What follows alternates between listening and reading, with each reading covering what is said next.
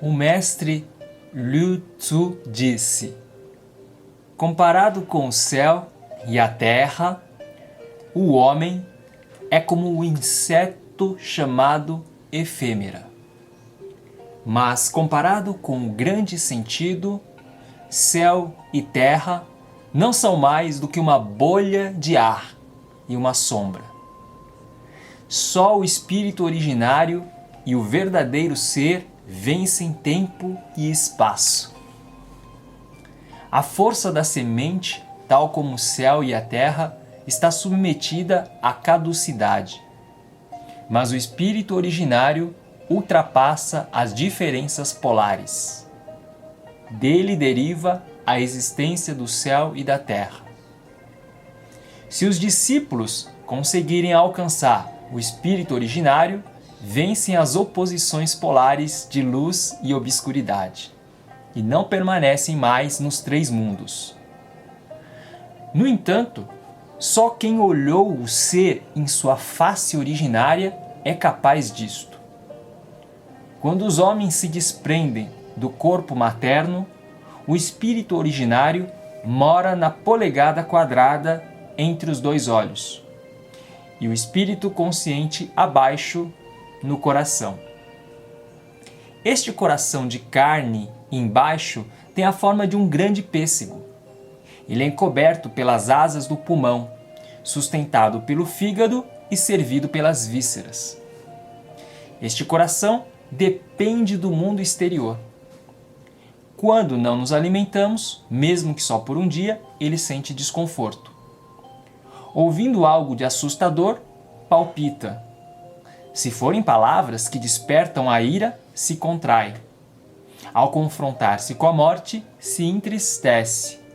E ao ver algo de belo, se ofusca. No caso, porém, do coração celeste, na cabeça, o que poderia perturbá-lo? Se perguntares, o coração celeste nunca se comove? Eu respondo, como poderia comover-se o verdadeiro pensamento na polegada quadrada?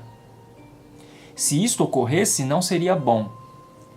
Quando as pessoas comuns morrem, ele se comove, mas isso não é bom. Evidentemente, é muito melhor que a luz já tenha se firmado num corpo-espírito e que sua força vital penetre pouco a pouco os impulsos e movimentos. Mas este é um segredo silenciado há milênios. O coração inferior comporta-se como um general forte e poderoso que despreza o Senhor Celeste por sua fraqueza, usurpando-lhe a liderança dos assuntos de Estado. Quando, porém, se consegue fortalecer e preservar o castelo originário, é como se um soberano forte e sábio ocupasse o trono. Os olhos impelem a luz ao movimento circular como dois ministros, um à direita e outro à esquerda, apoiando o soberano com toda a sua força. Quando a soberania está centrada e em ordem, todos os heróis subversivos se apresentam com as lanças de ponta para baixo a fim de receber ordens. O caminho para o elixir da vida reconhece como a mais alta magia a água semente, o fogo espírito e a terra pensamento, todos os três. O que é a água semente? Uma força una e verdadeira do céu primeiro. O fogo espírito é a luz. A terra pensamento é o coração celeste da morada do meio. Usamos o fogo espírito para agir, a terra pensamento como substância e a água semente como fundamento. O corpo não é apenas o corpo exterior de 7 pés de altura. No corpo está a ânima. Esta adere à consciência como seu efeito. A consciência depende da ânima para existir. A ânima é feminina, substância da consciência. Enquanto esta consciência não é interrompida, prossegue de geração em geração e as modificações da forma e transformações da substância da ânima são incessantes. Além disso, há o ânimos, no qual o espírito se abriga. De dia ele mora nos olhos, e de noite no fígado. Morando nos olhos, vê. Alojado no fígado, sonha. Os sonhos são peregrinações do espírito através dos 9 céus e das 9 terras. Mas quem ao acordar se sente sombrio e deprimido, subjugado à sua forma corporal, acha-se encadeado pela ânima. Por isso, a concentração do ânimos é desencadeada pelo movimento circular da luz e, desse modo, o espírito é preservado. A ânima é subjugada e a consciência anulada. O método dos antigos para livrar-se do mundo consistia em fundir completamente as escórias do obscuro, a fim de voltar ao puro criativo. Isto não é mais do que uma redução da ânima e uma plenificação do ânimos. O movimento circular da luz é o meio mágico da redução do obscuro e da subjugação da ânima. Mesmo que o trabalho não se oriente para o retorno ao criativo e se limite ao meio mágico do movimento circular da luz, a própria luz já é o criativo. Mediante seu movimento circular, voltamos ao criativo. Ao seguir esse método, a água semente por si só torna-se presente em abundância. O fogo espírito se acende e a terra pensamento se fortalece e cristaliza.